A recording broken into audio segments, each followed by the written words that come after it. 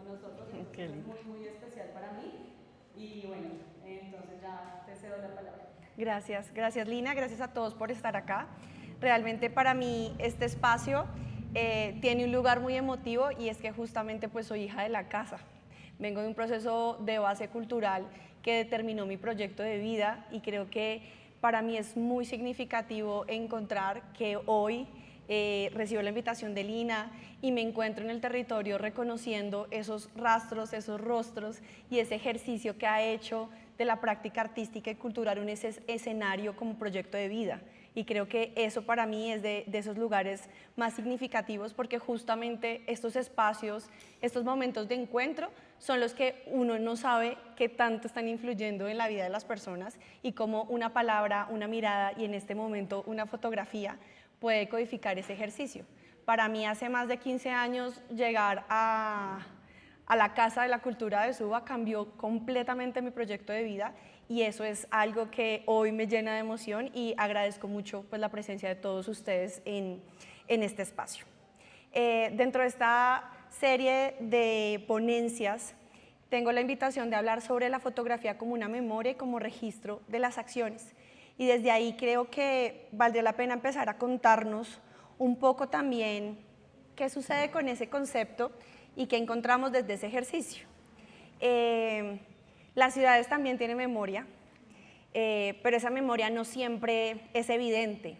A veces permanece escondida en los lugares que habitamos todos los días, en esa cotidianidad, en la esquina, en la fachada de un edificio, en la calle que recorremos con tanta frecuencia y quizás dejamos de mirarla. Muchas veces caminamos por la ciudad sin notar que esos espacios guardan una historia, que tienen imágenes, que tienen fragmentos de otros tiempos, que siguen presentes y que muchas veces, aunque no sepamos reconocerlos, están ahí, están latentes. Y esa precisamente fue la inquietud que yo tuve por la mirada, por lo que vemos y por aquello que permanece oculto en lo que vemos. Y eso le da sentido a esta ponencia y a un proyecto de investigación en el cual he trabajado denominado Sentidos Ocultos.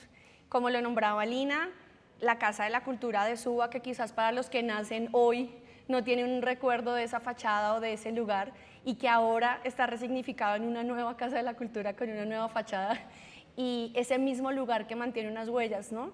Y esos registros de esos orígenes. Creo que justamente esa noción del oculto no se refiere a algo que esté invisible o que completamente esté escondido, sino es algo que permanece latente, como sucede también en la fotografía cuando se está revelando y uno sabe que hay una imagen que está ahí pero que todavía no la veo. Las ciudades superponen un espacio urbano con una arquitectura, con unos fragmentos y con unos relatos que una vez fueron producidas y que dejan huella en esos lugares donde fueron capturados. Y desde ahí también hay un interés muy fuerte por esas memorias que se superponen en el espacio, por esas imágenes que capturamos y que nos dejan entrever que ahí hay algo más o que hubo algo que quizás no está siendo visto a la vista.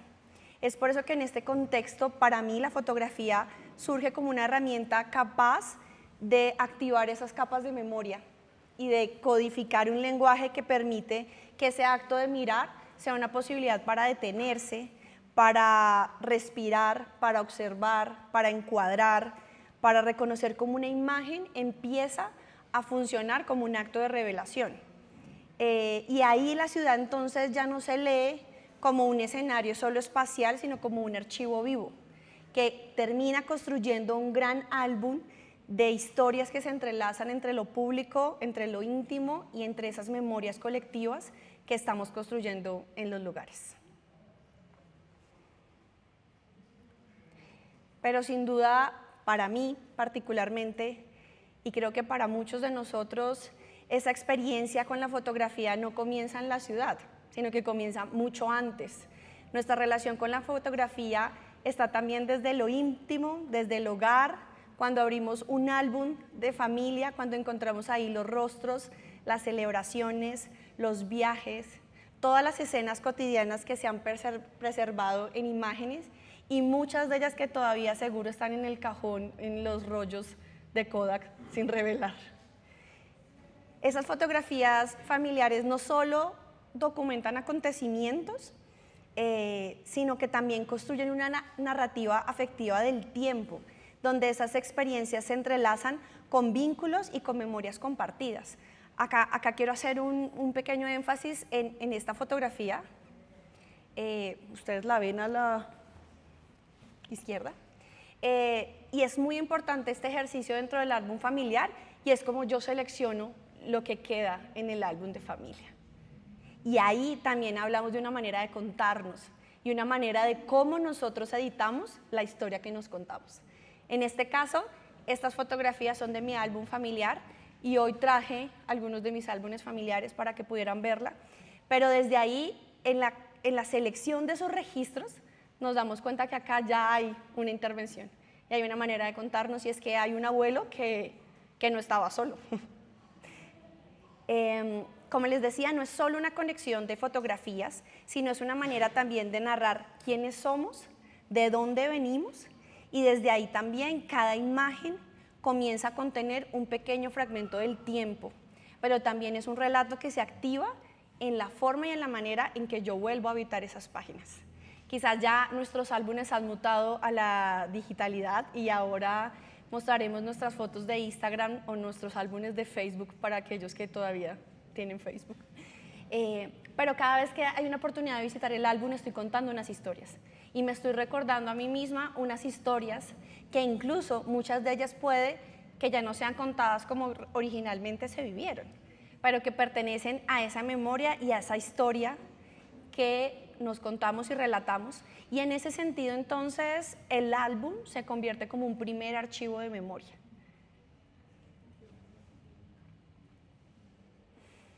Acá también quiero hacer un énfasis en algo que comprendí con el tiempo, y es que la imagen y la relación de la imagen y la memoria inicia con el hogar, inicia en el ámbito de lo privado, pero también ocurre en el territorio que habitamos. Y esto es súper importante porque a mí particularmente, cuando empecé todo el ejercicio de pensar la fotografía como un proyecto de investigación, tuve un suceso que modificó mi manera de pensar y que me hizo construir todo esto que hoy les estoy compartiendo. Y es sentir que hubo dos tiempos en un mismo lugar. En el 2023, yo iba por la calle en el centro de la ciudad y en un momento sentí un impulso por parar y tomar una fotografía. Es la fotografía de esta calle 23 con carrera séptima que tomé en el 2023, y posteriormente, buscando en internet, encontré una foto de la misma esquina en otra época, en 1958. Yo había fotografiado ese mismo lugar muchos años después, sin conocer la imagen anterior. Y cuando ambas imágenes entran en diálogo, apareció una sensación inesperada, y es como si el tiempo se hubiera plegado sobre sí mismo y yo hubiera podido conectar dos lugares, dos espacio-tiempo. 62 años después se separaban estas fotografías y una imagen aparecía con una continuidad invisible de dos miradas observando un mismo lugar. Si lo ven en la imagen, esta es la casa de la esquina de la 22, y acá arriba está Monserrate. En esta fotografía, que fue la que encontré, alcanzo a identificar este punto como una especie de chimenea, que es el que aún se conserva acá, y pues claro, tenemos unas angulaciones diferentes, pero estábamos mirando hacia el mismo lugar. Ese instante determinó el curso de mi investigación-creación como una idea, un motor que me invitó a indagar justamente esos relatos ocultos que habitaban en la memoria, y cómo quizás la ciudad tenía un montón de mensajes para mí que estaban ocultos a la vista y que solo necesitaban como ese encuentro para activarse. Este encuentro no solo me llevó a pensar en cómo conecto dos tiempos, sino qué pasa con esos lugares en el presente, ¿no? Y cómo desconecto distintos lugares de la historia, y cómo la fotografía ya no solo me permite mantener un recuerdo fijo, sino que me ayuda a viajar entre tiempos. Cada vez que yo veo una imagen, automáticamente mi recuerdo se va a esa historia de vida, se va ese momento. Y desde ahí, entonces, resulta interesante pensar en Walter Benjamin cuando habla sobre el viajero y dice que el viajero que regresa historias de lugares lejanos es aquel que pertenece en su territorio recogiendo y transmitiendo las memorias de ese lugar que habita. De alguna manera, la fotografía invita a tener dos formas de narrar, pero implica descubrirse en los lugares, desplazar y recorrer la ciudad. Pero sobre todo, algo muy importante en este ejercicio es que no está desligado de mi cuerpo. Es decir, yo tengo que pausar, respirar, capturar, encuadrar, decidir. Y el decidir es un acto presente. El decidir es un ejercicio en donde mi cuerpo está tomando una serie de decisiones que suceden en milésimas de segundo para capturar una imagen. Y desde ahí, eso también implica un ejercicio de convertir la fotografía en un espacio-tiempo del territorio de mi corporalidad, del espacio y de la imagen, como una tríada que fortalece esa experiencia humana. Quizás nosotros hoy en día ya vemos en varias de las cosas que traje para que podamos compartir sucesos, pero esos sucesos tienen todo un background que hacen toda esa serie de decisiones. Es por eso que algo muy interesante de este ejercicio para mí es un poco lo que va a suceder acá, y es que mi práctica artística se convierte en una exploración bidireccional entre el pasado, el presente, el álbum y la ciudad, y se convierte en una posibilidad de explorar entre tiempos. Vamos a compartirle a algunas de las personas que están en este espacio unos pequeños lentes. No sé si con la proyección se alcance a ver, ¿no se alcanza a ver muy bien? Bueno. Probemos con alguien que no sea miope.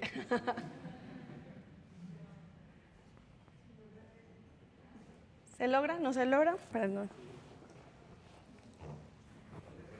A ver. No, se logra con dificultad.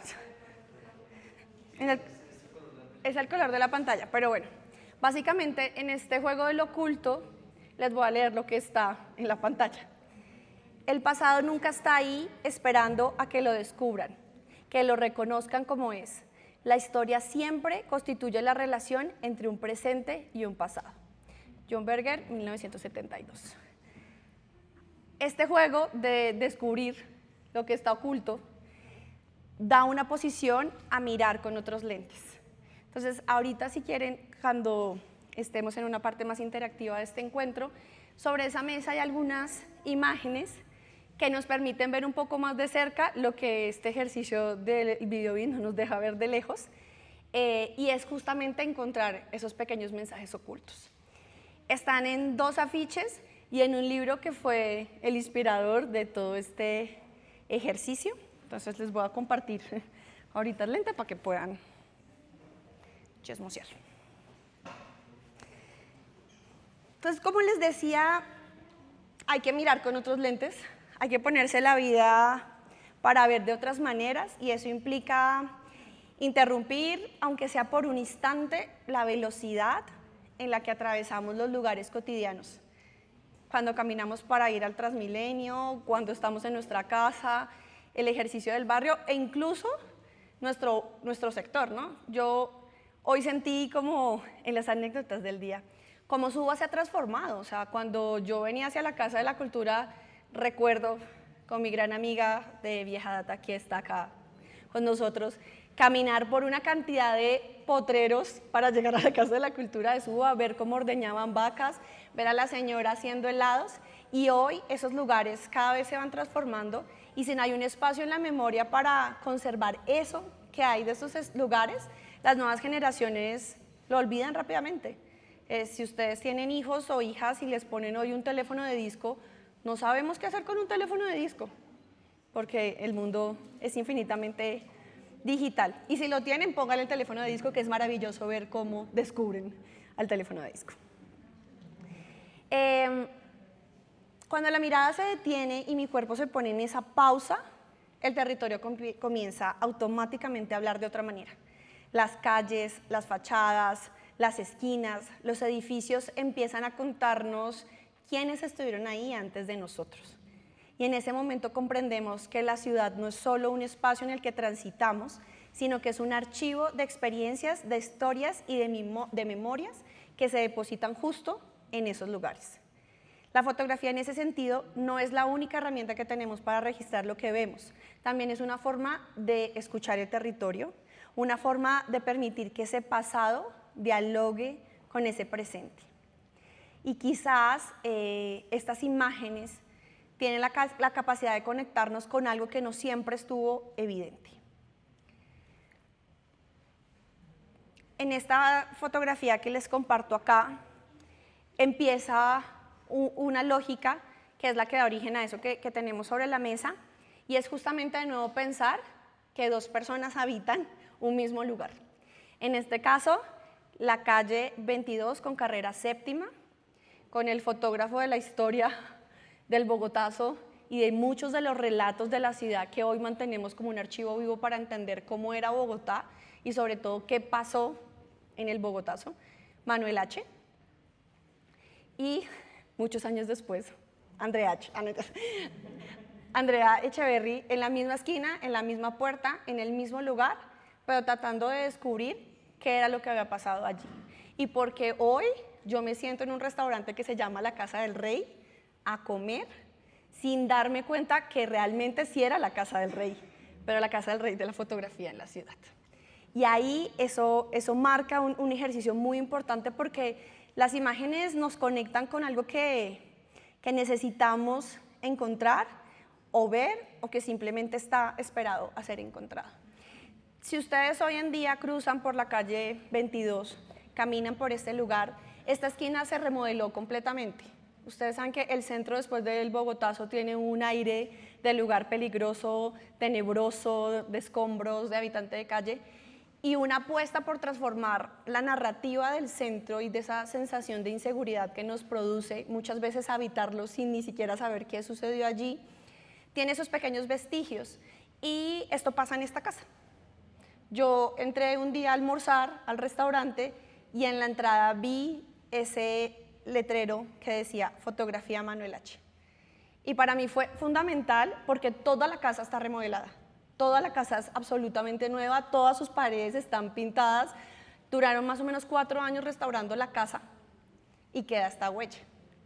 Y cuando empiezo a indagar sobre cómo así que es un restaurante, cómo así que hay una fotografía, quién es Manuel H., y empiezo a descubrir como todo este ejercicio, encuentro algo muy hermoso, y es cuando remodelan la casa y la van a arreglar, el nieto de Manuel H. con su tía van y hablan con el señor encargado de la obra y le piden que por favor deje una huella que permita mantener la memoria de él en ese lugar. Y después de tanto conversar, pues finalmente en términos financieros al señor le pareció muy bueno porque tenía una historia que contar y le permitía que las personas que fueran al restaurante se inquietaran. Pero esa inquietud puede que le pase a alguien, como puede que alguien siga derecho y no se dé cuenta de esta situación. Pero ahí ya había un indicio de la historia, porque entonces tú ya recorres el restaurante y ya estás pensando cuántos sucesos de la manera en la que habitamos la ciudad se revelaron ahí. Manuel H. es el fotógrafo que en vida tuvo la mayor cantidad de fotografías tomadas por una sola persona, la mayor cantidad de negativos tomados por una persona, y es un hito en la historia de Bogotá y no es tan conocido realmente. Lo más cercano a conocer a Manuel H. podría ser un video de mi homónima Andrea Echeverry cuando canta el álbum de Mi Cabeza, y su videoclip hace un recorrido por el centro, hace un recorrido por este laboratorio de fotografía, y ahí empiezan a contarse de diferentes maneras. Pero incluso en ese ejercicio hay un nuevo personaje que también se los traje. Acá está la historia de Manuel H. por si quieren chismosearlo también. Pero hace días encontré un nuevo misterio que me parece sensacional y quería podérselos contar, y es que, quieto Manuel, todos los relatos de la historia de la ciudad, y sobre todo en la época Bogotá 48, Bogotazo, se cuentan desde la mirada de un hombre. O sea, todos los fotógrafos de la historia bogotana son hombres. Está Sammy Rodríguez, está Sammy, está Manuel H., hay como 3 más que se cuentan en diferentes lugares.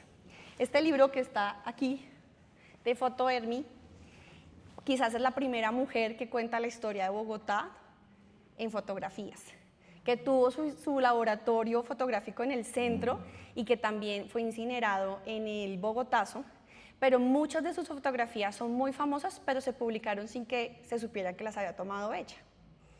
Entonces, acá también hay una conexión muy potente entre el álbum de familia y la fotografía, porque el álbum de familia se reconoce como un instrumento de memoria, pero de memoria producida por la mujer.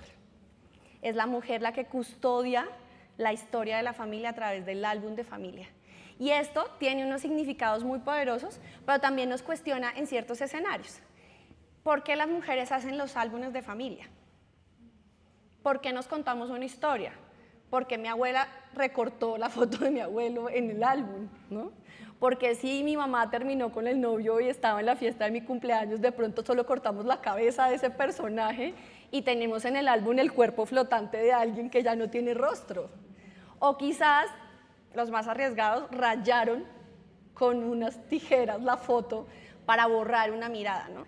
Entonces acá esto es importante el cuento porque los amigos de Kodak son quienes se encargan de que el relato del álbum de familia esté relacionado a la mujer.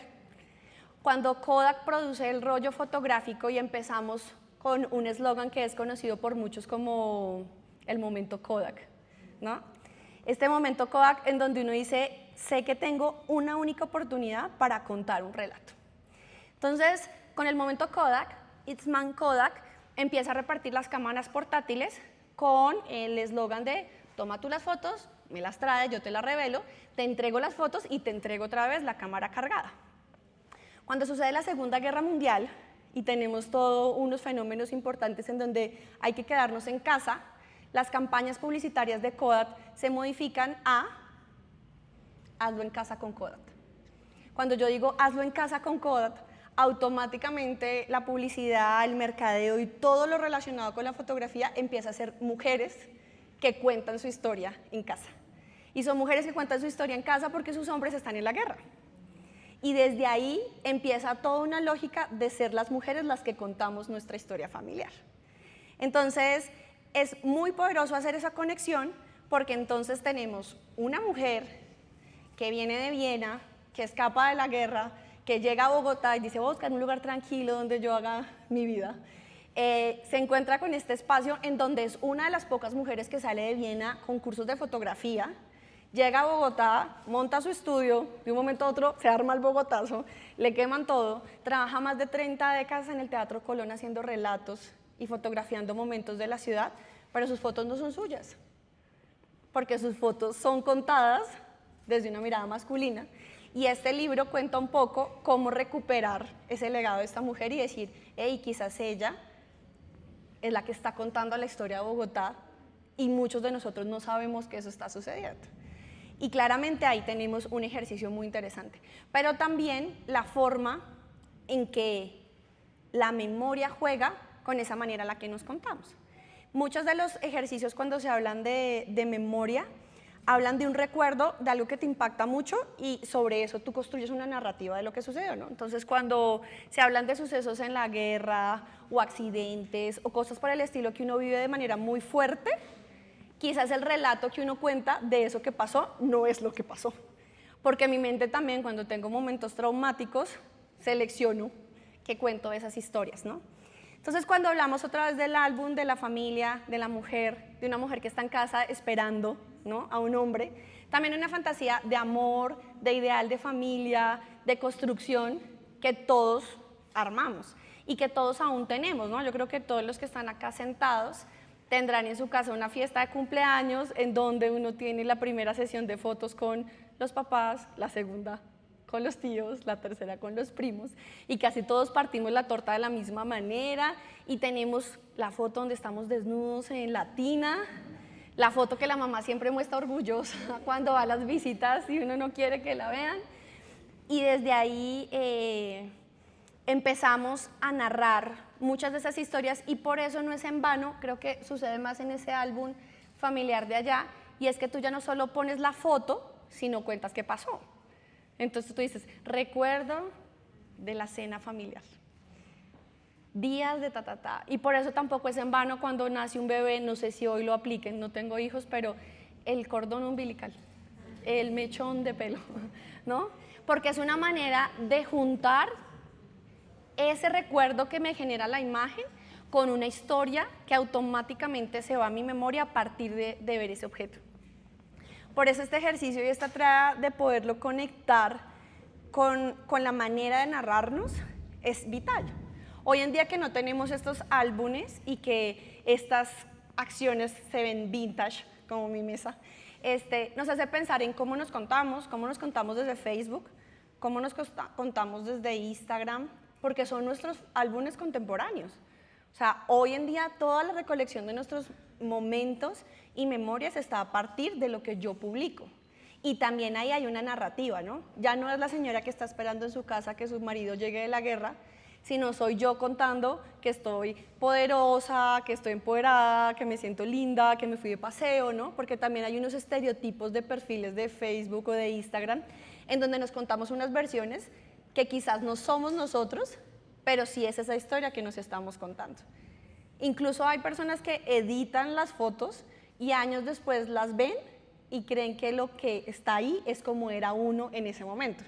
Uno ya no recuerda que la editó, que le puso filtro, que le quitó, sino que uno se ve y uno dice como, uy, cómo era tan chévere yo, ¿no?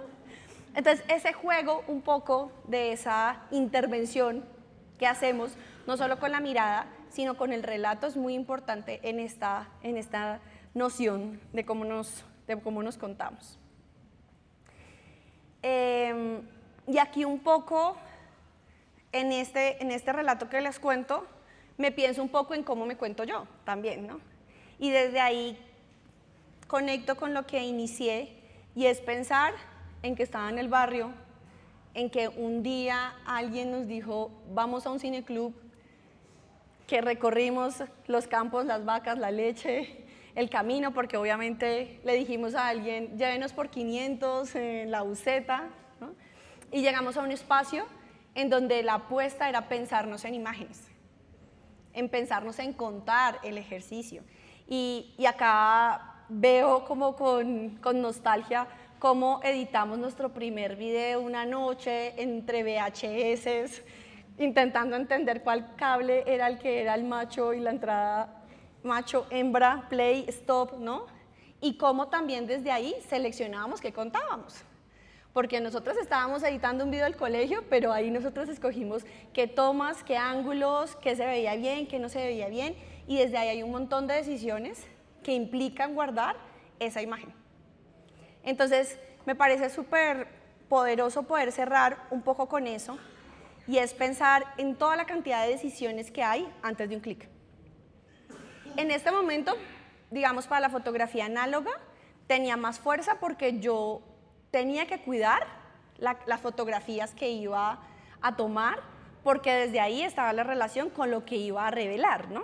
O sea, yo recuerdo que a mis 14, mis 15, uno tenía un rollo de 12, si le iba muy bien, de 24. Y si ya estaba súper bien, pues ya, no sé si existía el de 32, 36. Y ya uno decía, son 36 fotos que tengo que pensar, que tengo que organizar y que tengo que diseñar porque no tengo otro chance. Yo ahorita fácilmente me puedo en un domingo tomar 300 fotos. De esas 300 fotos tomo muchas para poder seleccionar, pero seguro después no las selecciono. Seguro después ya ni álbum tengo, ¿no? Y no quiere decir que pierda sentido el deseo o el impulso de tomar la fotografía, pero sí está importante el pensar qué va a pasar con esa cantidad de producción de imágenes que tengo todo el tiempo. Porque antes de tenerse a ver esto es como una reliquia, pero pensar en qué estoy produciendo de contenido y qué estoy contando con lo que produzco todos los días es una invitación también a pensar a cómo me quiero contar el cuento 10 años después. Cuando yo revise mis archivos, si es que todavía tengo el celular con el que tomé esas fotos, ¿no? Porque ahora es tan poderoso el tema que yo ya ni siquiera hago un backup en mi computador, sino que le pago a Google Fotos. Si Google Fotos colapsa como Bancolombia hace 3 días, perdemos todo un montón de esa historia que nos estamos contando. Entonces, esa era un poco la invitación y la reflexión que comparto hoy con ustedes. En este momento, si me quieren preguntar algo, si quieren saber alguna otra historia, si quieren saber un chisme, con muchísimo gusto lo compartimos. Si quieren ver de lo que está en los espacios también, tengo 2 tipos de álbumes distintos. Tengo la foto de Hermi, tengo Manuel H., tengo un clásico maravilloso que es un Viewmaster y funciona. Así que también ahí hay una manera de contarnos historias en 10 fotogramas. Y desde ahí la posibilidad también de que todo narra, ¿no? Y no necesariamente todo entre más explícito es más se entiende. Digamos que ahí podríamos jugar un poco con ese discurso de que narra. Un clásico que me regaló mi amiga que amo mucho, la historia de la fotografía en Colombia, que también nos pone en un contexto de saber qué pasa con la imagen en la producción del país, de la ciudad, y el libro con el que se inspiró todo este ejercicio de jugar a esconder, que es un libro para niños, que se llama Mi hermano invisible y tiene una técnica que se conoce como anaglifo. En el anaglifo yo lo que hago es anular colores a la mirada, entonces cuando tengo el lente o no tengo el lente, puedo ver o no ver ciertas cosas. Es un ejercicio, es un principio como básico del color y de la imagen, pero a partir de ahí pues puede uno configurar más acciones y situaciones. Muchas gracias.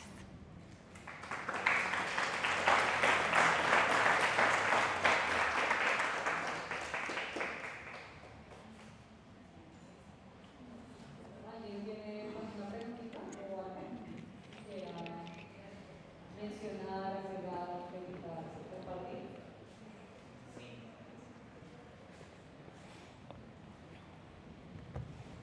Gracias, Andrea. Creo que cuando tú estabas hablando en la historia de la foto en el centro, hice un ejercicio también, sí, precisamente, hago también un ejercicio porque wow, es un sentimiento de cada vez que vemos estas historias, o a mí me pasa, que creo que también compartimos eso, de qué pasó ahí, qué estaba pasando esas personas que estaban pasando ahí, y hay unos videos que salen en TikTok, no sé si los han visto, de unas calles que están como en Brasil, que no sé en dónde, y hay un antes y un después. ¡Wow! Y es impresionante porque ese pueblo ya no existe. Claro. Por no sé quién pasó en la naturaleza. Pero lo que tú decías, quedó marcada una historia en ese pueblo y lo podemos ver con la fotografía. Entonces, me encanta mucho el ejercicio que nos compartes, lo que haces, felicitamos. Tan bella. Me encanta muchísimo y pues un ejemplo, muchas gracias. No, a ti muchas gracias por notarlo, también porque justamente el cuestionarnos sobre qué pasa en los lugares nos permite tomar mejores decisiones, ¿no? Porque hay veces cuando uno no sabe, así como dice el cuento, cuando uno no sabe para dónde va, cualquier bus le sirve. En los lugares, en el contexto local, en la localidad, es importante saber qué pasó. Es importante reconocer que esos procesos que suceden en el territorio cambian los proyectos de vida de las personas. O sea, si yo no me hubiera cruzado con la Casa de la Cultura en ese momento y no hubiera pasado más de 10 años de mi vida ahí, yo no sé qué haría hoy. ¿Qué haría hoy? Estaría difícil pensar que hubiera sido de mí, pero es chévere porque al final pasan cosas como la que pasó hoy, y es que yo no tenía ni idea que yo iba a influir en la vida de Lina cuando le di un taller de fotografía y ella estaba en el colegio. O sea, mi hacer, mis palabras, lo que yo pensaba de la imagen en ese momento, que no es lo mismo a lo que pienso hoy, mi técnica, mi manera de hacer, estaba en una exploración de un ejercicio. O sea, yo estaba aprendiendo de Lina y de las personas que estaban con ella, y ellos de mí, con algo que para mí es lo más fundamental que he aprendido, que he construido en este año, y es que tengo pasión. O sea, los ejercicios que he hecho han sido a partir de eso que me moviliza en el corazón. Entonces, yo no sé si Lina aprendió fotografía o no conmigo, pero lo que sí sé es que algo pasó en esa conversación que hizo que ella hoy, 15 años después, me busque y me diga, mira, algo de lo que pasó ahí hizo que hoy mis hijos, mi familia, mi esposo, lo que hacemos esté relacionado con la imagen, y eso es muy poderoso porque ahí nos permite entender que sí vale la pena apostarle a estos ejercicios, y que por ejemplo ahorita que tienen esto del fotorrelato, que tienen una maratón, que nos estamos pensando y contando el territorio, es una oportunidad muy hermosa para generar nuevos álbumes, ¿no? el Instituto de Patrimonio tiene un concurso en donde uno hace un álbum de Bogotá colaborativamente y todas las personas mandan la foto de ciertos lugares, de ciertas esquinas o ciertas situaciones para construir ese álbum de familia a partir del relato colectivo. Entonces, ese tipo de cosas son muy, muy poderosas. Muchas gracias. Gracias. Y una última cosita, ¿qué consejos nos das o qué podrías de pronto aconsejar en cuanto a cómo tomar una foto memorable? Que tú digas, oh, de pronto tú dices, no, debe ser como cierta toma, te aconsejo tal luz, o bueno, desde tu trayectoria. Gracias. Lo memorable, esa palabra está bien linda. Y hay una cita de una autora que se llama Elizabeth Jelly, que justo yo la utilicé en mi trabajo de grado, y dice, yo la tengo en la cita del texto, la tengo relacionada con el encuentro de esta foto que les estoy mostrando. Pongo ahí, encontrar la imagen, ese vínculo entre las dos fotografías, propició un espacio de reflexión sobre lo memorable. Como lo expone Jelly, cuando sostiene que lo memorable surge cuando las ruinas familiares y predecibles se rompen, cuando un acontecimiento inesperado irrumpe y desorganiza el curso normal de las cosas. En ese punto, el individuo se involucra de una manera distinta y el proceso vivido adquiere una importancia renovada que posteriormente conduce a una búsqueda de un significado para ese acontecimiento. En mi caso, lo memorable fue cuando mi cuerpo se detuvo para encuadrar un lugar y que la fotografía me permitió viajar en el tiempo entre esos dos escenarios. Entonces, Yelin propone lo memorable como una ruptura, que yo lo asumo a ese momento en el que tú vas caminando por la calle y dices, espere, voy a sacar el celular, voy a tomar una foto.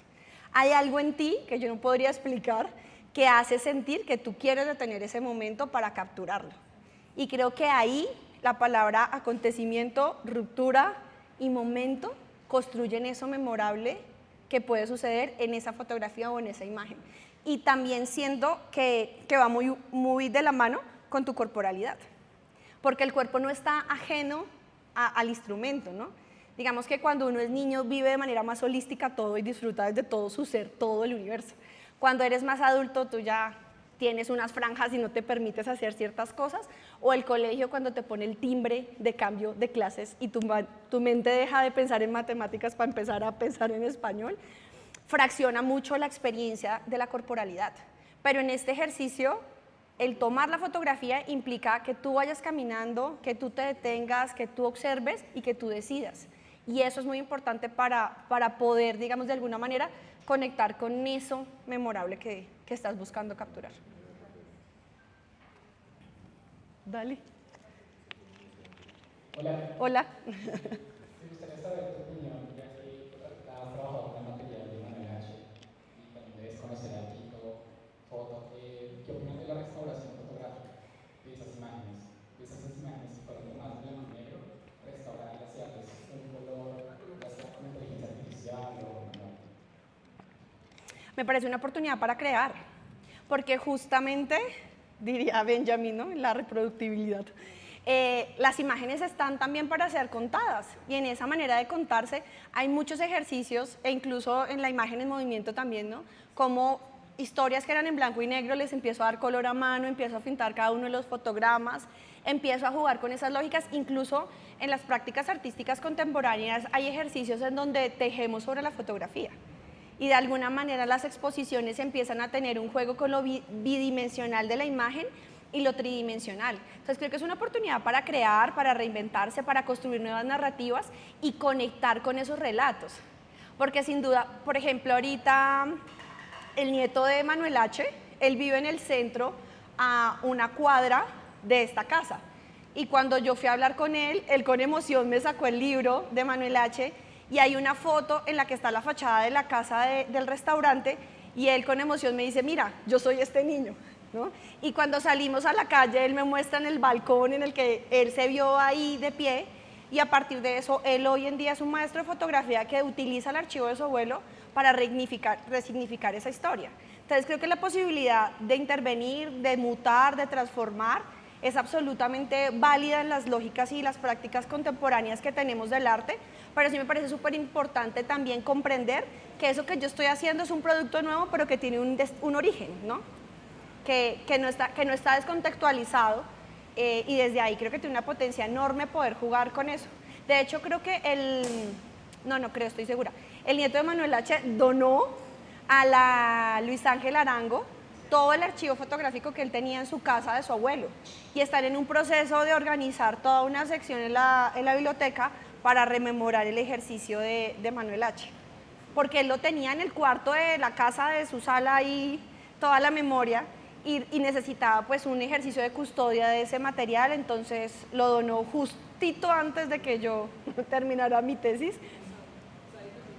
Sadi también hizo lo mismo. Entonces creo que está chévere conocer eso y trabajar sobre eso con posibilidades enormes. Ahora también hay una aplicación en donde si uno tiene los negativos en su casa, los rollos, con la aplicación tú le tomas foto y se vuelven positivos. Y ya revelaste con tu celular en la casa, que eso está buenísimo para todos los cajones donde uno tiene un montón de negativos que nunca llegaron a la luz. Hola, yo primero que todo me parece interesante para su momento pensar en los dos tiempos del mismo lugar, porque es una lectura nueva en el sentido de que vivimos en un mundo donde hay mucha producción de imagen. O sea, tener una cámara no es algo, yo hace 15 años calculo yo que tener una cámara era todo un tema, y hace 30 años revelar o tener un rollo con un ISO, era también toda una dinámica diferente, pero ahorita hay una producción de imagen muy fuerte. Y digamos que eso me parece muy importante porque es una lectura, ir a los álbumes es volver a un recuerdo que ya no es tan común. Sí. Porque ahora uno sube, digamos, todo, o está todo en Instagram, en todas esas maneras. Pero me parece muy poderoso eso porque eso está en la cabeza, como paremos un momento. Y creo que la manipulación no hay una manipulación de la imagen, sino hay una observación, o sea, te dedicaste a mirar y a contar y a pensar de la imagen. Pero lo que más me pareció interesante es cuando dijiste, es que yo tomé la foto y después fui y me di cuenta que esta foto tenía una memoria atrás. O sea, que eran dos fotógrafos en un mismo lugar con la misma intención. Eso es súper poderoso porque eso es súper de memoria, ¿no? Es como contar. O sea, gracias por eso, porque digamos que muchas veces uno también a la hora de hablar o dialogar con la gente también recuerda la imagen de la memoria, no hay una cámara, es la memoria la que es poderosa en ese sentido. Ahora, con la inteligencia artificial, porque digamos yo lo he intentado, tú le dices a un niño, tomas la foto y le dices, píntame este dibujo, píntame esta imagen, y recreame, ¿tú cómo ves? Ahora, ¿cómo va a ser ese diálogo? ¿Sí me entiendes? Porque tú hablas desde la memoria, desde el recoger, desde el pensar, ¿sí? Ahora con estas nuevas herramientas, ¿cómo se puede hacer ese diálogo? O sea, ¿cómo sería esa unión o esa comunión? No voy en contra de la inteligencia artificial, digo, llegó y es parte del proceso. Y las nuevas generaciones ahora no dialogan con eso, sino lo dialogan de otra manera. Es mucho más inmediato, o sea, la producción de imagen. Detenerse a pensar es algo que muy pocas personas hacen, es algo chévere, porque no está en la cabeza. Está muy bueno. Hay un autor que si quieren lo pueden revisar, que también hizo parte de este ejercicio, que se llama Francisco Careri. Y él tiene su tesis doctoral justamente con el caminar como una práctica artística. O sea, él es arquitecto y él propone un ejercicio que caminar es arte. Y desde ahí hace un ejercicio en Italia muy divertido, y es que hace una cartografía del territorio, no desde lo que está construido, sino desde lo que está vacío. Y él conecta todos los lotes baldíos y desde ahí genera toda una ruta para recorrer la ciudad desde la ausencia, y genera todo un equipo de investigación en donde propone que el caminar genera esa práctica artística, y desde ahí ese ejercicio de detenerse, de respirar, de encontrar. Ahorita que tú estabas hablando, me hiciste pensar, y lo pongo acá en las imágenes, un poco ese ejercicio de superposición que yo empecé a hacer cuando encontré la foto que estaba en un ángulo y en un lugar muy similar a la mía. Entonces empecé con un ejercicio de las dos fotos y luego a encontrar la ubicación de la casa para lograr ese detalle de superponer la imagen. La voy a agrandar acá un poquito. Acá estaban las dos solitas. Acá empiezo a encontrar cómo superponerlas y encontrar esos puntos en común, y acá al final pues ya pongo una sobre la otra. Y desde ahí pues generé un ejercicio plástico de realidad, poner una sobre la otra, jugar con las dimensiones, con la profundidad. Cuando hablas del tema de qué hacemos hoy, pues es un llamado también súper urgente a entendernos las lógicas de producción. Porque hoy el contemplar no supera los 30 segundos. O sea, yo necesito ya por dopamina scrollear. El contenido que produzco no es suficiente. Si yo publico una foto, tiene una vida útil súper rápida. Entonces también es interesante pensar qué sucede con los niños. Porque los niños hoy en día tienen contacto con pantallas muy rápidamente. Las posibilidades de relacionarse, de jugar, de conocer y de fortalecer su personalidad con el entorno cada vez son menos presentes porque estamos más desde lo digital. Y claramente el nivel de conversación es distinto. Pero también hay una cosa que es muy poderosa y es ese diálogo intergeneracional que tenemos a la mano y que quizás no utilizamos, que era el ejemplo que les ponía ahorita con el teléfono de disco, que parece anécdota pero es realidad. Nosotros en un ejercicio que hicimos en Cartagena con un proyecto que tenemos para primera infancia que se llama Madrigueras Misteriosas, instalamos unos tipis y en los tipis buscamos elementos anacrónicos para jugar. Entonces teníamos el joystick, teníamos el teléfono de disco, teníamos una casetera, no, un cassette con un esfero, teníamos diferentes elementos, y cuando los niños llegaban a esa estación no sabían qué hacer con los objetos. De hecho, había un niño que tenía el teléfono de disco y lo que hacía era meter su dedito en cada uno de los aros del disco. Pasaron por lo menos, yo no sé, por 1 minuto, 2 minutos, quizás un poco más, en que él solo hizo el clic de entender que metía el dedito y giraba. Y automáticamente el teléfono daba toda la vuelta y él volvía, ¿no? Al principio se le llevaba el dedo, bueno, y tuvo una posibilidad de explorar maravillosa. Y ahí hay unos juegos que son muy fáciles de conectar porque el niño juega con objetos que para mí son un recuerdo, pero para él son un descubrimiento. Y desde ahí hay una posibilidad de conectar desde el juego, desde la memoria, desde el relato, un montón de acciones que hacen que esa posibilidad de estar presente ahí sea diferente. Y también la pausa, o sea, hoy en día un niño va a llorar y la mamá, para que no llore, le entrega de una vez el celular. O sea, no alcanzó a hacer ña cuando ya tiene el celular, ¿no? O en otras situaciones, yo como adulto estoy tan deprisa que ni siquiera le doy el chance de permitirme con ese niño o con esa niña explorar otras cosas. Entonces creo que ahí es un juego de entender que en ese ejercicio de la crianza, pues la información que también está recibiendo ese niño de su entorno, de su espacio, necesita ser mediada por un adulto, ¿no? Que es lo mismo que pasa cuando yo utilizo el ChatGPT y le pongo a que me produzca un montón de cosas. Yo tengo que leer eso que está pasando, tiene que pasar por eso humano, porque ahí está la esencia de eso que nos hace distintos a las machines. Entonces creo que ahí en lo que tú propones está bueno entender esa pausa no para el niño, sino para mí, para darme esa oportunidad de correlacionar eso que está pasando con las situaciones, con los objetos, con los elementos y poder narrarnos de otra manera. Porque en el álbum que está por ahí, mi abuela cortó a, no sé, a quien sea que cortó. Yo le digo a la inteligencia artificial, córtame a este, quítame este paisaje, ponme en una playa. O sea, la posibilidad de mutación de esa imagen original es infinita. Y aparte luego yo me vendo el discurso de todo lo que edité. O no sé si les pasa, pero a veces uno le mete mano a la foto y luego uno se olvidó que uno no estaba en la playa, sino que estaba en la sala de la casa y desde ahí modificó un montón de cosas. Entonces creo que ahí hay una apuesta interesante en reflexionar sobre esa capacidad de ser los constructores de nuestros propios relatos.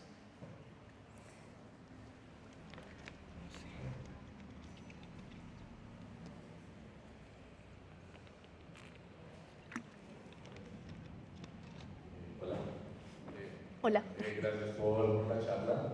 Digamos que un poco, pues, mientras tú ibas contando, pues, dando como tu presentación, me acordé también de un autor que se llama Ivy Uberman.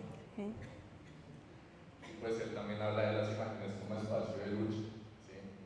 Entonces,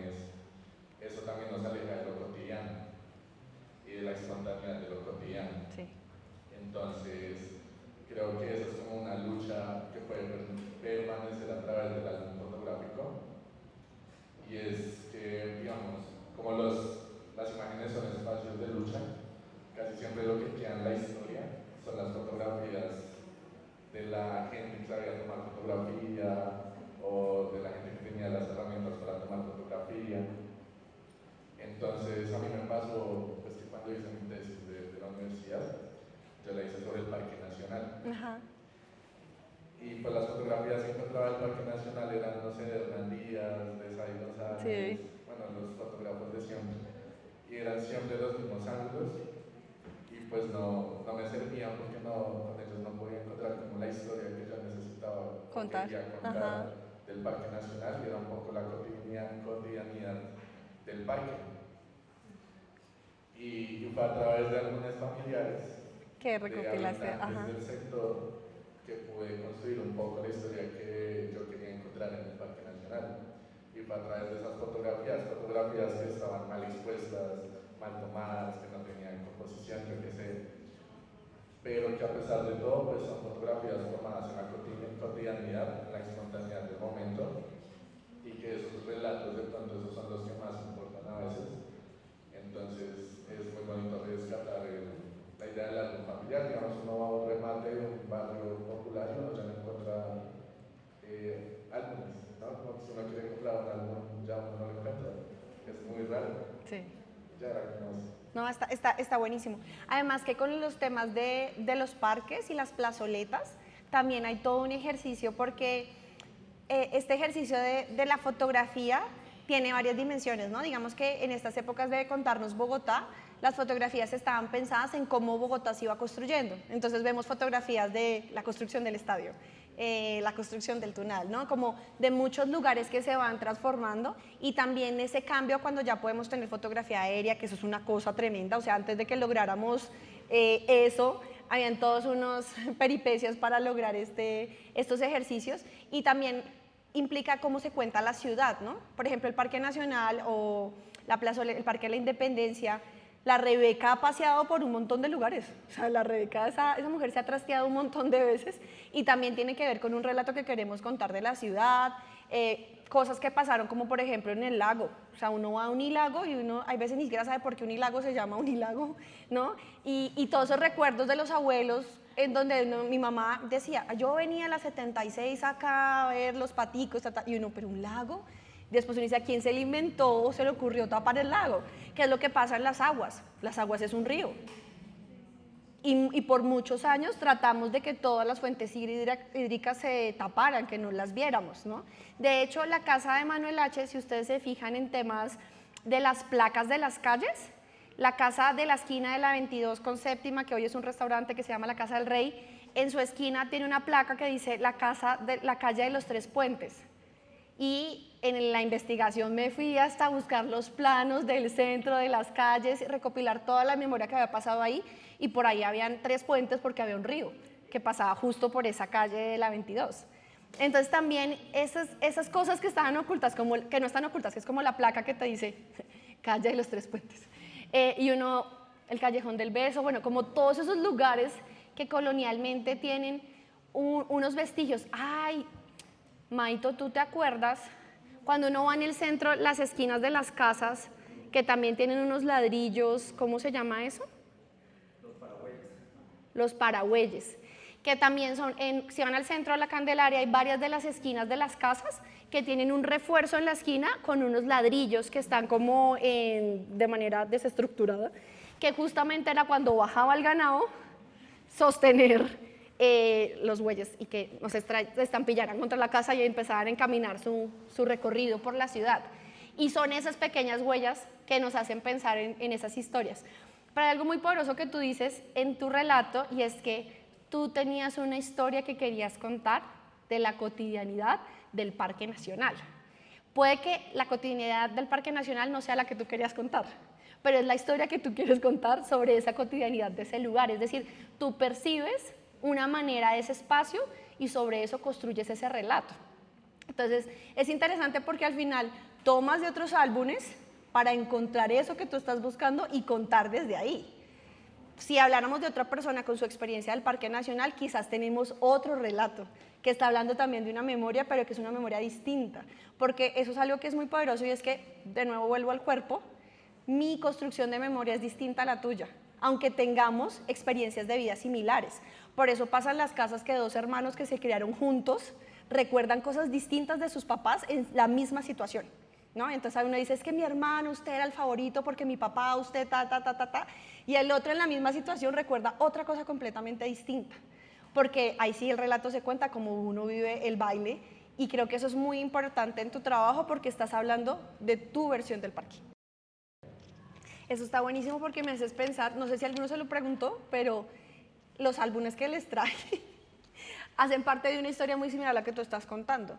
Esos álbumes son de mi familia y son de una tía con la que yo nunca compartí, pero cada vez que yo iba a su casa, el plan de ella era sacar los álbumes familiares.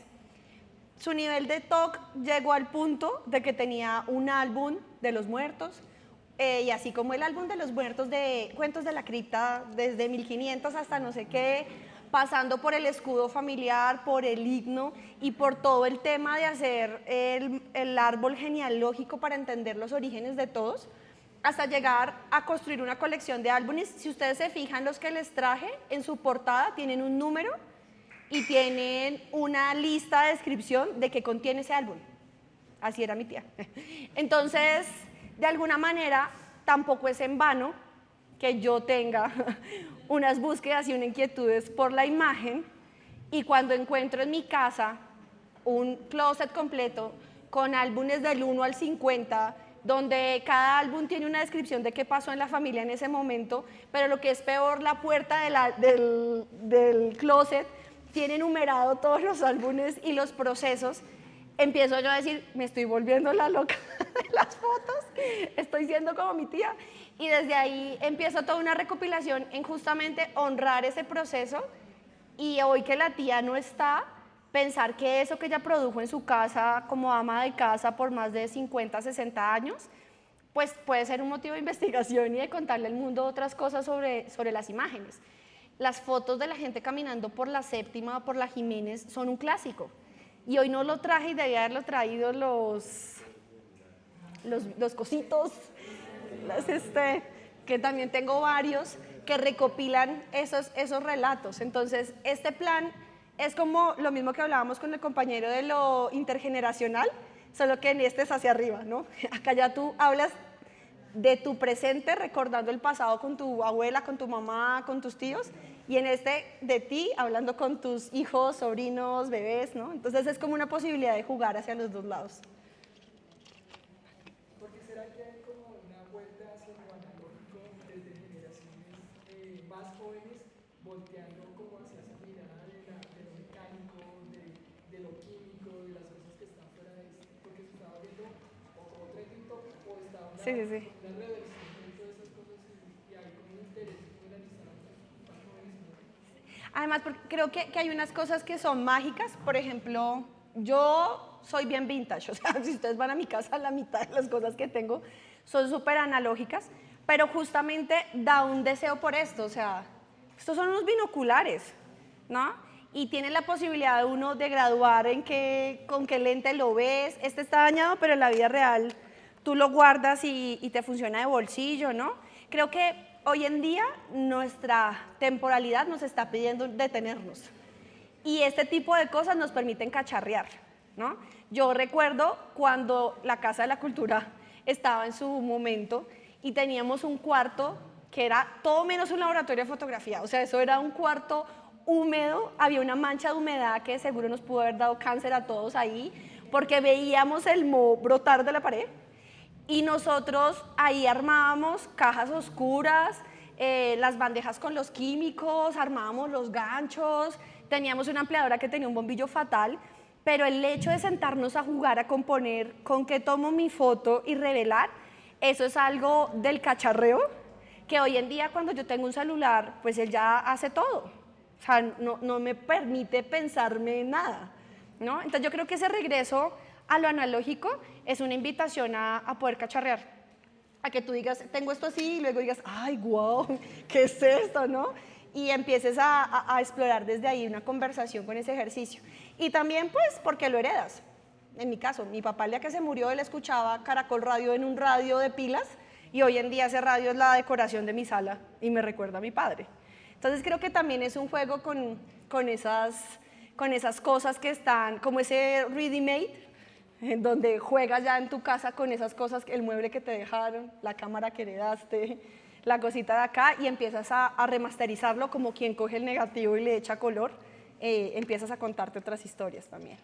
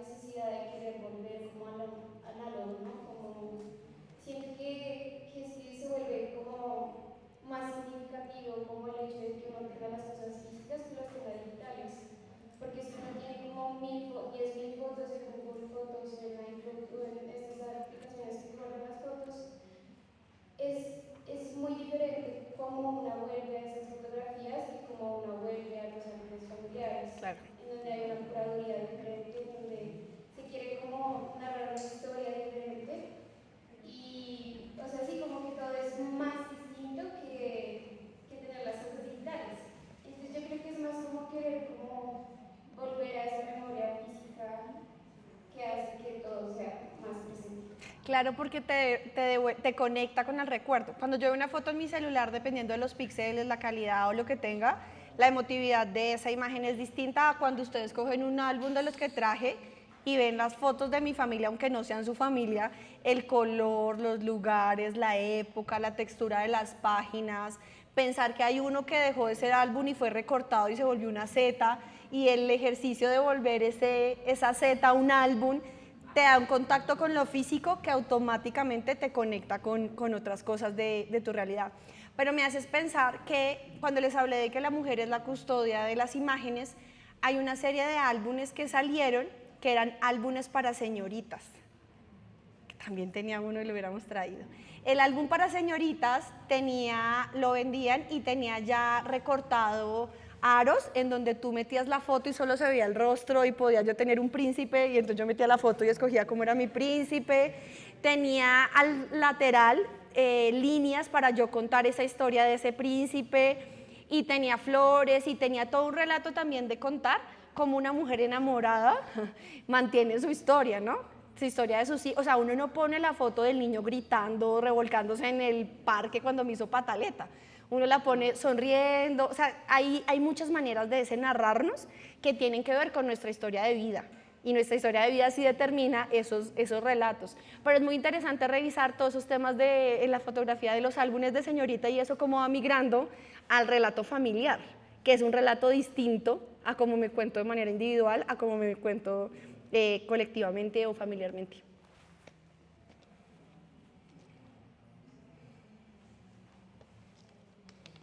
Dime. A mí me parece muy curioso, sobre todo revisando las diferentes álbumes que tienes, y es esa idea que tenemos ahora de la perfección. Entonces, ¿cómo valoramos lo perfecto como algo bueno?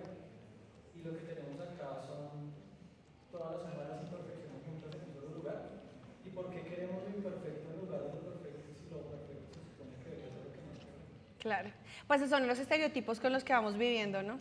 Porque de hecho, pues muy rara, y es una cosa como automática sobre la autopercepción, ¿no? O sea, muy rara vez yo monto la foto desenfocada, a menos de que sea tendencia, y entonces utilizo la foto desenfocada. Pero la foto, por ejemplo, no sé si les ha pasado, cuando yo era niña, que uno tenía en el álbum el rollo de 24 fotos, y uno de niño decía, yo quiero tomar la foto, y se cogía el álbum y tomaba cualquier otra cosa, ¿no? O en esa foto en donde uno iba por primera vez a la playa y tomaba la foto y uno es un punto allá lejano del mar. Uno dice, yo estuve ahí, ¿no? Pero al final casi siempre buscamos contarnos bien, porque contarnos bien también habla de cómo nos percibe el otro.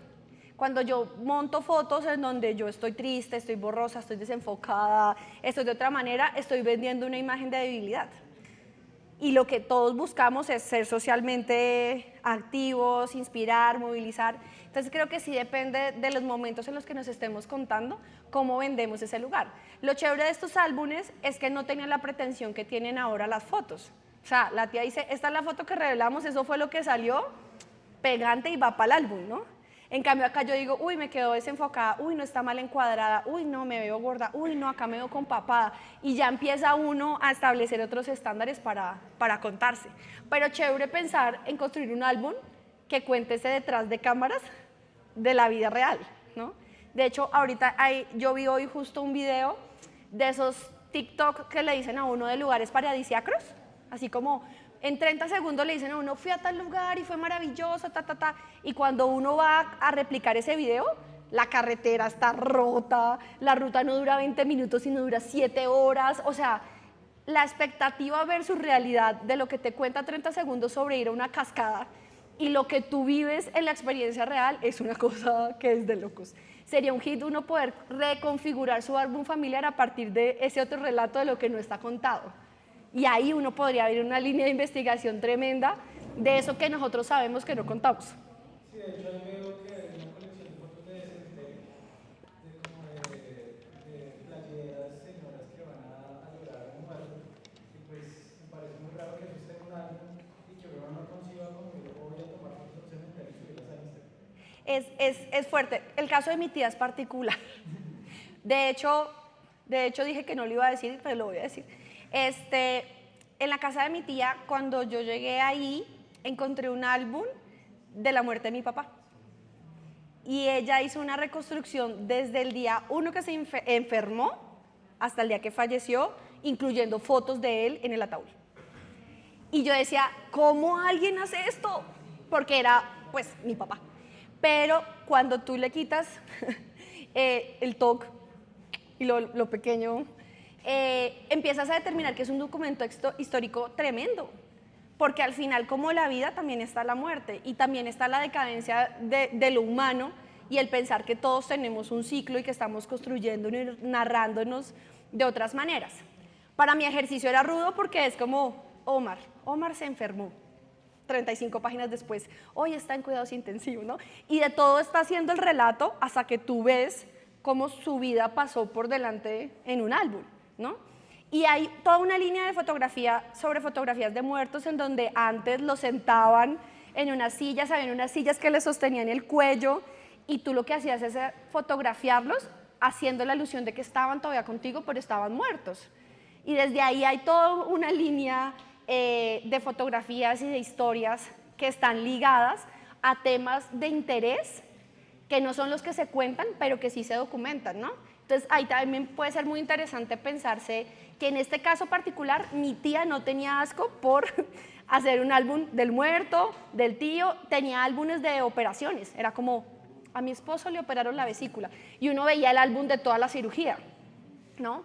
Pero es un tema de qué te quieres tú contar, ¿no? Y sobre qué estás construyendo los álbumes. Puede estar en una delgada línea con un pequeño trastorno, pero es chévere pensar en eso, en esas otras maneras de lo que no se cuenta o que sí se cuenta sin censura, como en este caso algunos de los álbumes privados de la tía. No son privados, son públicos, pero digo, como su sección, ¿no? Ella puede tener, incluso hasta acá. Acá dice, fotos en blanco y negro antiguas de la familia de mi mamá y del matrimonio de Ramón y Nora, que son mis abuelos. Y estas son del 1 al 10. Puedo tener otra sección que sea del 20 al 30 con los enfermos o del 30 al 40 con los hijos de mis tíos, ¿no? Entonces, depende también de cómo armes esa biblioteca de tus narrativas, que eso también es un tema, pues, interesante de pensarse uno en ese ejercicio. Insisto, mi tía era bastante particular. Espero que yo no. Aunque ya mis fans dicen que ya baila, que ya... Pero mira que sí me inquietó mucho. O sea, cuando yo estaba haciendo ese trabajo y empecé a encontrar estos álbumes, yo entré en una crisis conmigo misma para saber si yo iba a ser en el legado generacional la que iba a custodiar todo esto. Y dije, ¿será que voy a ser la tía remasterizada? Creo que sí.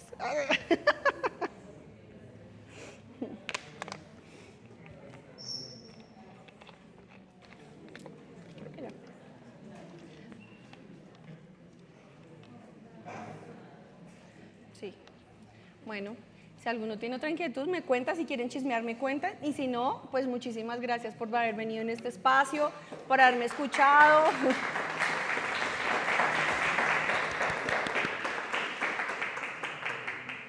Cuando quiera les puedo mostrar los álbumes de la tía.